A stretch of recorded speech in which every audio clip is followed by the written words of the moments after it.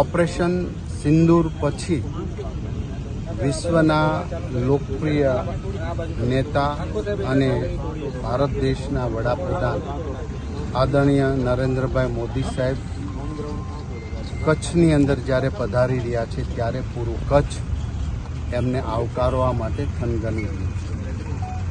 દેશના લોકપ્રિય વડાપ્રધાન નરેન્દ્રભાઈ મોદી સાહેબે સિંદૂર ઓપરેશન પછી કચ્છની બોર્ડર પર જ્યારે એ કાર્યક્રમ લોકાર્પણ કાર્યક્રમની અંદર પધારી રહ્યા છે ત્યારે અહીંના લોકપ્રિય સાંસદ વિનોદભાઈ, અમારા તમામ લોકપ્રિય ધારાસભ્યશ્રી અને સંગઠનની ટીમ એમને આવકારવા માટે સરકારના તમામ અધિકારીઓ ટીમ સાથે એક કચ્છ ભુજ આખું આવકારવા માટે તત્પર છે। ત્યારે અમે પણ એના પ્લાનિંગમાં આવ્યા છીએ।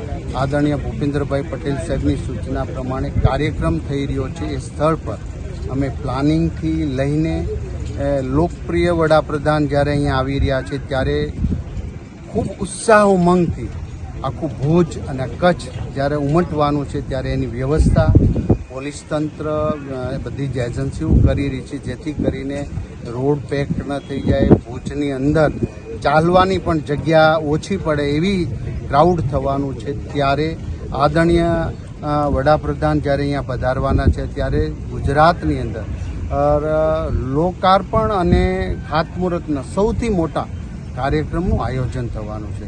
કંડલા બંદરના કામો હોય કે રોડ હોય, કચ્છના વિકાસના તમામ કામો આંકડો પાર થઈ જાય એટલા મોટા લોકાર્પણ અને ખાતમુહૂર્તનું કાર્યક્રમ થવાનો છે। ત્યારે લોકોને ઉત્સાહ છે, ઉમંગ છે। અમારા નરેન્દ્રભાઈ અહીંયા આવી રહ્યા છે, એને આવકારવા માટે જ્યારે અહીંયા પધારી રહ્યા છે ત્યારે એના પ્લાનિંગમાં પૂરી ટીમ, પૂરા ચૂંટાયેલા સદસ્યો અત્યારથી જ કામે લાગ્યા છે અને અમે રાહ જોઈએ છીએ। આવો જલ્દી નરેન્દ્રભાઈ મોદી સાહેબ 26 તારીખે બપોર પછી 4 વાગે અહીંયા જ્યારે પધારશે ત્યારે કચ્છ તો મહેમાનોની આગતા સ્વાગતા માટે પૂરા ભારતમાં એમની શ્રેષ્ઠ આગતા સ્વાગતા છે।